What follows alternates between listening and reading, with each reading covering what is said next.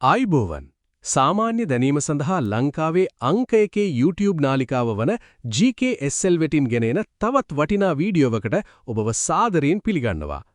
ගුරු විභාගයට සූදානම් වන ඔබ විනුවින්බ සැකසූ සාමාන්‍ය දැනීම 50ක් මේ වීඩියෝවෙන් ඉදිරිපත් කරනවා. කලින් අපි වීඩියෝ දෙකකින් තවත් ප්‍රශ්න 50ක් ගෙනල්ලා තිනවා. මේ ප්‍රශ්න 50ත් නරඹලා ඔයාගේ දැනුම තවත් වැඩි කරගන්න. ඔයාලා දන්නවනේ අපේ වීඩියෝස් වල විශේෂත්වය. වීඩියෝව බලලා මතකයේ පරීක්ෂා කරගන්න ඔන්ලයින් ප්‍රශ්න පත්‍රයක් කරන්න දෙනවා. මේ වීඩියෝව අවසානයේදීත් ඔයාට ඒ ගැන කියලා දෙන්නම්. ඒ නිසා කිසිම කරුණක් මගහැරගන්නේ නැතුව මේ වීඩියෝව අවසානයේ වෙනකම්ම ඉතා අවධානයෙන් නරඹන්න කියලා අපි ඔබට ආරාධනා කරනවා. හරි එහෙනම් අපේ channel එකේ intro එකත් බලලම අපි අද ප්‍රශ්න ටිකට යමු.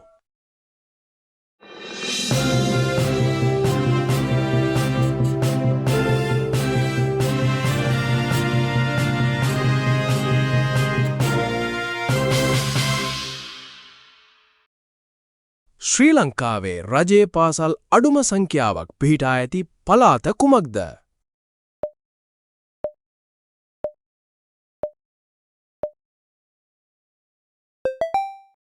පිළිතුර B.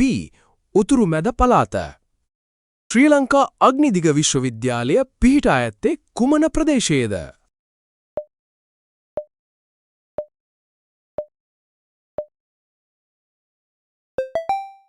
පිළිතුර A. ඔළුවිල්. රජයේ පාසලක ප්‍රධාන ගිණුම් නිලධාරියා ලෙස කටයුතු කරනු ලබන්නේ කවුද?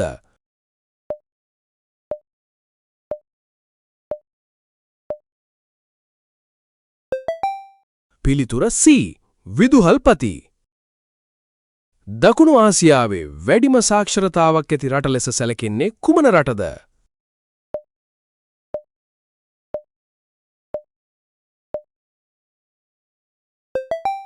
පිළිතුර B. මාලිදවයින. ශ්‍රී ලංකාවේ සමස්ත අධ්‍යාපන කොට්ඨාශ සංඛ්‍යාව කොපමණද?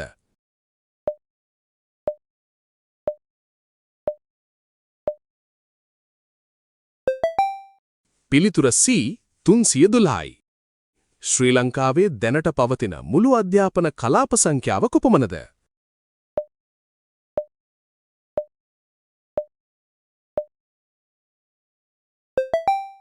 පිළිතුර B. 100යි. ශ්‍රී ලංකාවේ ප්‍රථම විවෘත විශ්වවිද්‍යාලය පිහිටුවන ලද්දේ කුමන වසරේදීද?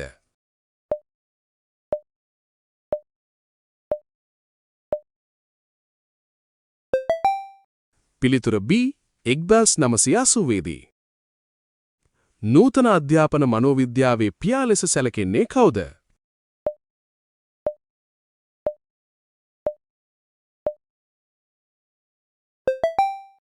පිළිතුර A. E.L. තෝන්ඩයික්.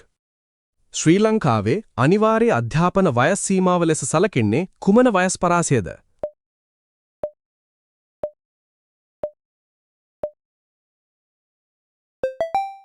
පිළිතුර B. අවුරුදු 5ත් 16ත් අතර. මානව හිමිකම් පිළිබඳ විශ්ව ප්‍රකාශනයේ අධ්‍යාපනය ලැබීමේ අයිතිය තහවුරු කර ඇත්තේ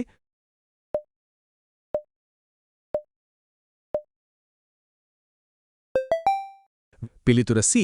26 වන වගන්තිය. ලදරු පාසල හෙවත් කින්ඩර්ගාටන් සංකල්පය ලොවට හඳුන්වා දුන්නේ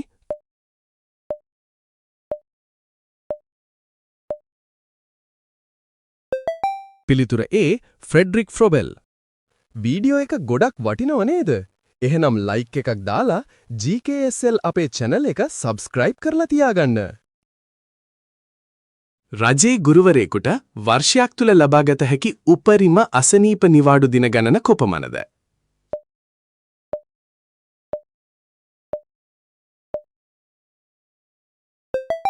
පිළිතුර B. දින 20යි. පාසල් විෂය නිර්දේශ සකස් කිරීම සිදු කරනු ලබන ප්‍රධාන ආයතනයේ කෙටි නම කුමක්ද?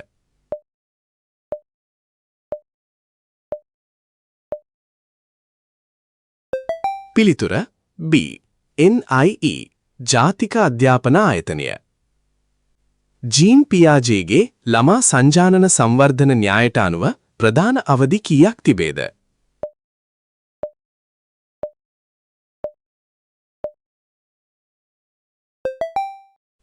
පිළිතුර C.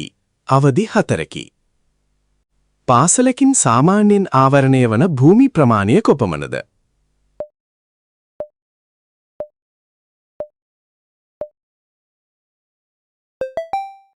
පිළිතුර B. වර්ග කිලෝමීටර් 6.7. නව ව්‍යුහයට අනුව කනිෂ්ඨ ද්විතීයික අධ්‍යාපනයේ ලෙස හැඳින්වෙන්නේ කුමන ශ්‍රේණිද?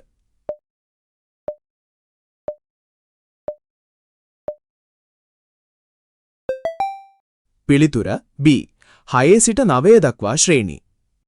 NVQ රාමුවට අනුව මූලික විශ්වවිද්‍යාල උපාධියකට සමාන වන මට්ටම කුමක්ද?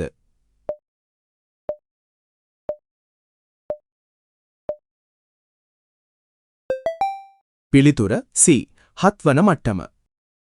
සදා සුරකිමු දැයේ දරුවන් යනු කුමන පාසල් සුබසාධන වැඩසටහනේ තේමා පාඨයද?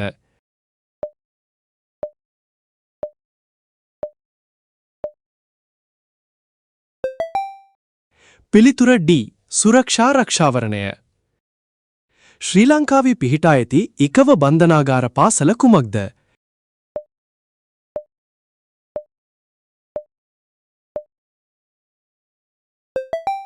පිළිතුර A. සුනීත විද්‍යාලය. සුනීත විද්‍යාලය පිහිටා ඇත්තේ කොහෙද?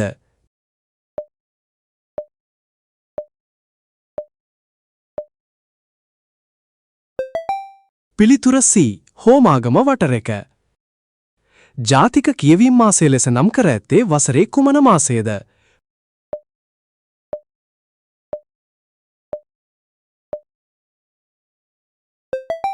පිළිතුර D. ඔක්තෝබර් මාසය. ශ්‍රී ලංකා ගුරු සේවය ස්ථාපිත කරන ලද්දේ කුමන වර්ෂයේදීද?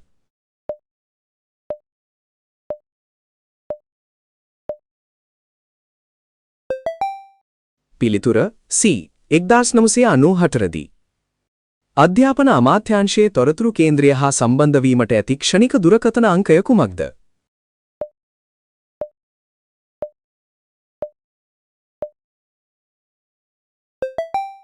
පිළිතුර A. 1988. ළමා මිතුරු පාසල් සංකල්පය හඳුන්වා දීමට සහයෝගය දුන් ජාත්‍යන්තර සංවිධානය කුමක්ද?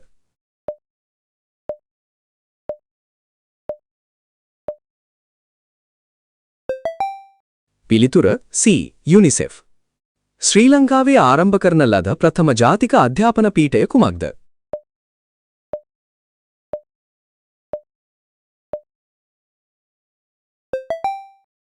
පිළිතුර A. මහවැලි පීඨය. මෙරට වැඩිම පාසල් සංඛ්‍යාවක් අයත් වන්නේ කුමන වර්ගයටද?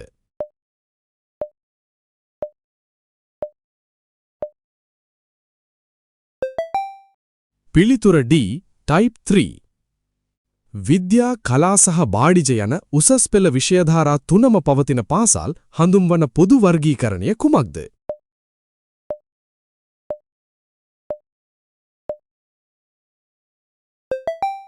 පිළිතුර B. 1AB.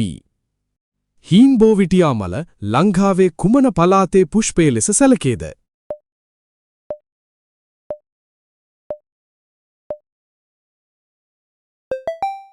පිළිතුර D. දකුණු පළාත. නොබෙල් සාමත්‍යාගය දිනාගත් ලොව ලාබාලතම පුද්ගලයා වන මලාලා යුසෆ්සායි උපත ලැබුවේ කුමන රටේද?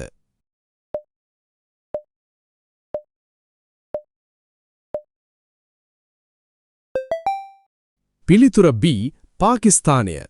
ශ්‍රී ලංකා ගුරු සේවා ව්‍යවස්ථාවට අනුව ගුරු සේවයේ පවතින ප්‍රධාන පන්ති ගණන කීයද?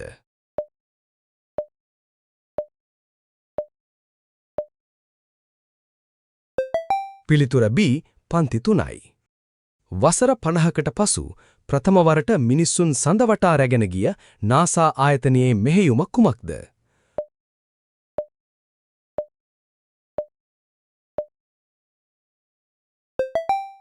පිළිතුර B. ආටමිස් 2. ශ්‍රී ලංකා අධ්‍යාපන අමාත්‍යාංශය මගින් මෙහෙයවනු ලබන ජාතික ඉගෙනුම් කළමනාකරණ පද්ධතිය කුමක්ද?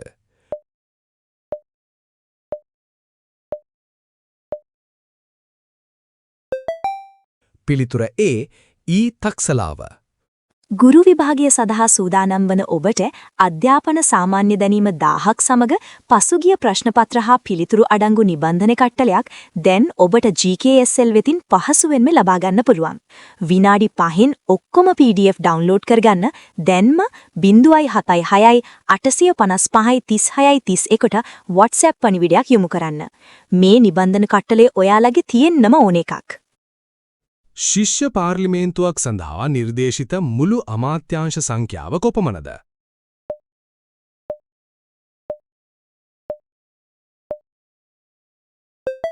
පිළිතුර D 10කි. දකුණු ආසියානු ගුරු පුහුණු මධ්‍යස්ථානය ශ්‍රී ලංකාවේ පිහිටා ඇත්තේ කොහෙද?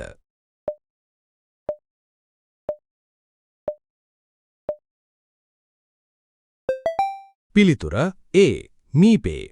එමිල් නම් ප්‍රකට අධ්‍යාපනික ග්‍රන්ථය රචනා කරනු ලැබ්දේ කුමන දාර්ශනිකයා විසින්ද?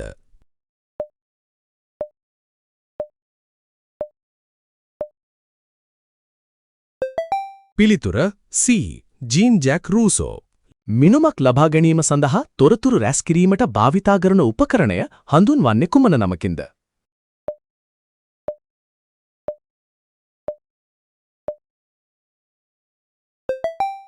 පිළිතුර A පරීක්ෂණය. ශිෂ්‍යයෙකු මොඩියුලයක් සාර්ථකව සම්පූර්ණ කළ පසු හිමිවන සම්භාර ප්‍රමාණය කොපමණද?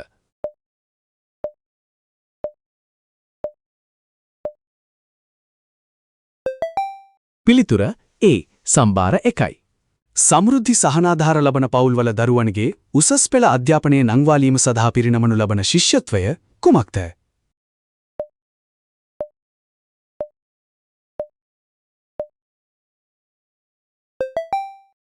පිළිතුර B සිබ්දොර. අධ්‍යාපනය යනු ලෝකය වෙනස් කළ හැකි ප්‍රබලතම ආයුධය බව පැවසුයේ කවුද?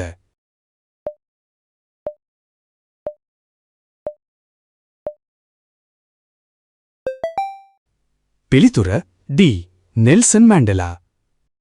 ලංකාවේ අඩුම අධ්‍යාපන කොට්ටාස ප්‍රමාණයක් පවතින දිස්ත්‍රික්කය කුමක්ද?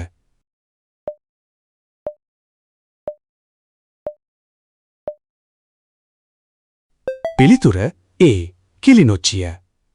රජයේ පාසල් අතරින් පළාත් සභා මගින් පාලනය වන පාසල් සංඛ්‍යාව කොපමණද?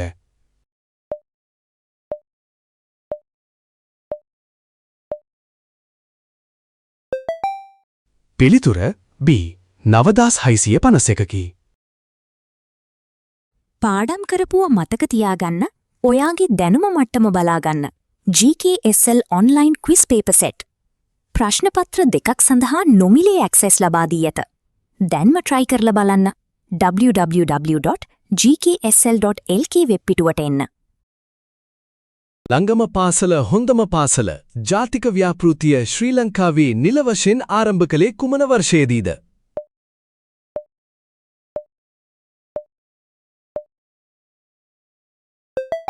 පිළිතුර B 2016 වර්ෂයේදී.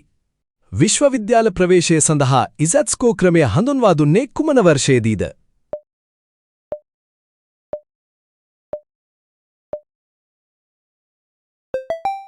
පිළිතුර A 2001 වසරේදී. පාසල් සිසුන්ට පාවහන් මෙලදී ගැනීම සඳහා රජය මගින් ලබා දෙන තිලින පතක වටිනාකම කොපමණද?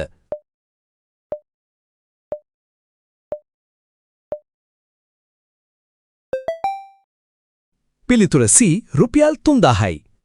අලුතින් බඳවා ගන්නා ගුරුවරයෙකුගේ සෙවයේ ස්ථිරීම සඳහා සම්පූර්ණ කළ යුතු අවම පරිවාස කාලය වසර කීයක්ද?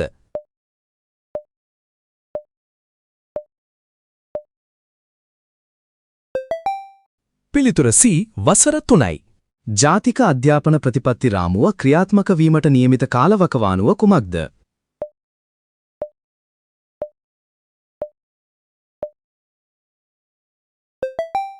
පිළිතුර B 2023.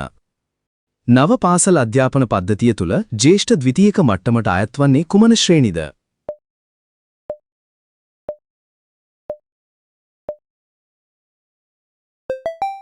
පිළිතුර C 10 සිට 13 ශ්‍රේණි. නව ප්‍රතිසංස්කරණ අනුව පාසලක එක් කාල පරිච්ඡේදයකට නියමිත කාලය කොපමණද?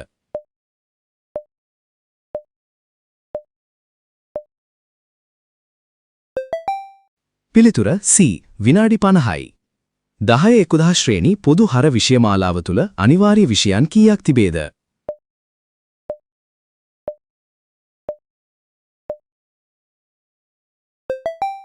පිළිතුර A 5කි.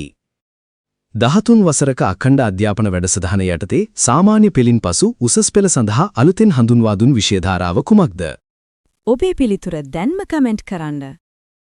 මේ වගේ වැදගත් වීඩියෝස් දිගටම නරඹන්න GKSL අපේ පේජ් එක දැන්ම ෆලෝ කරලා තියාගන්න. හරියනම් අපි දැන් ඔන්ලයින් ක්විස් එක කරමු. පල්ලෙහා ඩිස්ක්‍රිප්ෂන් එකේ කමෙන්ට් සෙක්ෂන් එකේ දාලා තියවා අපේ GKSL වෙබ් පිටුවේ තියෙන ක්විස් එකේ ලින්ක් එක. ඒකට ගිහින් ගුරු විභාග වීඩියෝ වලට අදාළ ක්විස් එක ආරම්භ කරන්න. ලොග් වෙන්න ඕන පාස්වර්ඩ් එක තමයි GKSL. ක්විස් එක කරලා ඔයාගේ ලකුණු කමෙන්ට් එකක් දාන්න. වීඩියෝ එකට ලයික් කරලා සබ්ස්ක්‍රයිබ් කරන්නත් අමතක කරන්න එපා. එහෙනම් මේ වගේ තවත් වැදගත් වීඩියෝ එකකින් නැවත හමු වෙමු. ඔබට ජය!